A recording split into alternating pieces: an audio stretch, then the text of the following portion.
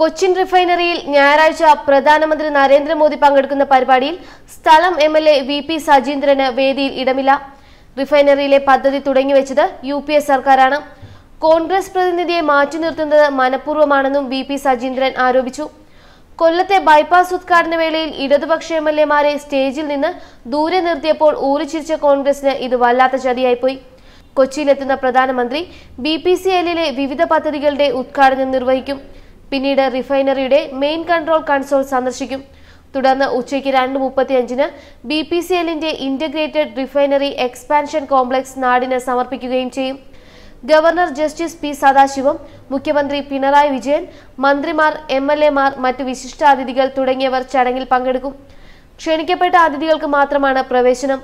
ലോക്സഭാ തെരഞ്ഞെടുപ്പ് ഒരുക്കങ്ങൾക്കിടെയാണ് പ്രധാനമന്ത്രി നരേന്ദ്രമോദി ഈ മാസം വീണ്ടും കേരളത്തിലെത്തുന്നത്. കൊച്ചിയിലെത്തുന്ന മോദി യുവമോർച്ച സംസ്ഥാന സമ്മേളനത്തിൽ പങ്കെടുക്കും. ലോക്സഭാ തിരഞ്ഞെടുപ്പ് അടുത്തതോടെ ഒരു മാസത്തിനിടെ രണ്ടാം തവണയാണ് പ്രധാനമന്ത്രി കേരളത്തിലെത്തുന്നത് എന്ന പ്രത്യേകതയുമുണ്ട്. ഇന്നുച്ചയ്ക്ക് 2 മണിയോടെ കൊച്ചി നാവികസേനാ വിമാനത്താവളത്തിൽ ഇറങ്ങുന്ന മോദി കൊച്ചിൻ റിഫൈനറി സന്ദർശിക്കും. BPCLന്റെ വിവിധ പദ്ധതികൾ അദ്ദേഹം ഉദ്ഘാടനം ചെയ്യും. മുഖ്യമന്ത്രി പിണറായി വിജയൻ, മന്ത്രിമാർ, MLAമാർ തുടങ്ങിയവരും ചടങ്ങിൽ പങ്കെടുക്കും.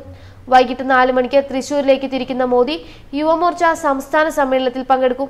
ശബരിമല സമരം പരാജയമായിരുന്നുവെന്ന് BJP തന്നെ സമ്മതിച്ച സാഹചര്യത്തിലാണ് മോദിയുടെ വരവ്. ഈ മാസം തന്നെ രണ്ടാം തവണയാണ് മോദി കേരളത്തിലെത്തി ശ്രദ്ധ ആകർഷിക്കുന്നത്. ന്യൂസ് ഡെസ്ക് മലയാളി വാർത്ത.